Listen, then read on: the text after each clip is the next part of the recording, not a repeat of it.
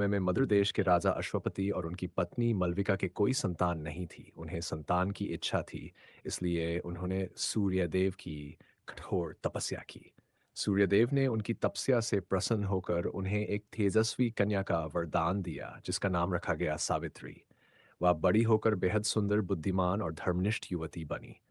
जब सावित्री विवाह योग्य हुई, तो राजा अश्वपति ने उसका स्वयंवर आयोजित किया।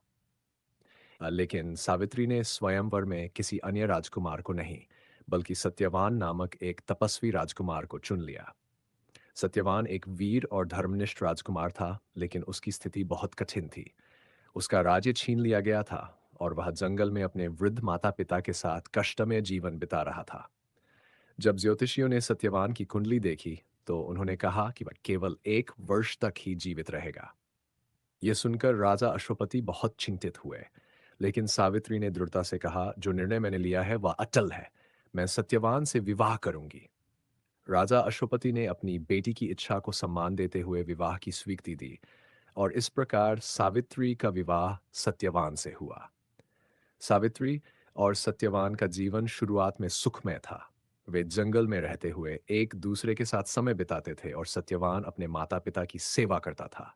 लेकिन एक दिन जब सत्यवान जंगल में लकड़ी काटने गया, उसे अचानक तेज सिरदर्द हुआ और वह बेहोश होकर गिर पड़ा। उसी समय यमराज ने सत्यवान की आत्मा लेने के लिए आग उसे अपने साथ ले जाने का आदेश दिया।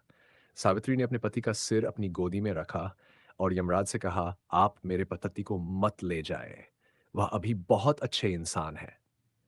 यमराज ने उत्तर दिया, उसकी आयु पूरी हो चुकी है, मैं उसे अपने साथ ले जाऊंगा।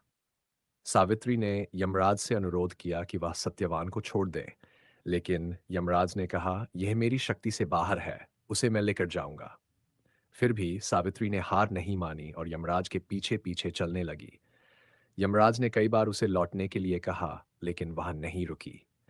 यमराज ने उसकी निष्ठा और धर्म के प्रति उसकी प्रतिबद्धता को देखकर उसे 3 वरदान देने का प्रस्ताव दिया। सावित्री ने पहले वरदान में अपने ससुर को उनका खोया हुआ राज्य वापस दिलाने की बात की। दूसरे वरदान में उसने अपने सास ससुर को दीर्घायु और सुख शांति का आशीर्वाद मांगा। तीसरे वरदान में उसने अपने और सत्यवान के लिए संतान का वरदान मांगा। यमराज ने सभी वरदानों को स्वीकार कर लिया, लेकिन ये जानते हुए कि सत्यवान के जीवित होने के बिना संतान का वरदान पूरा नहीं हो सकता था।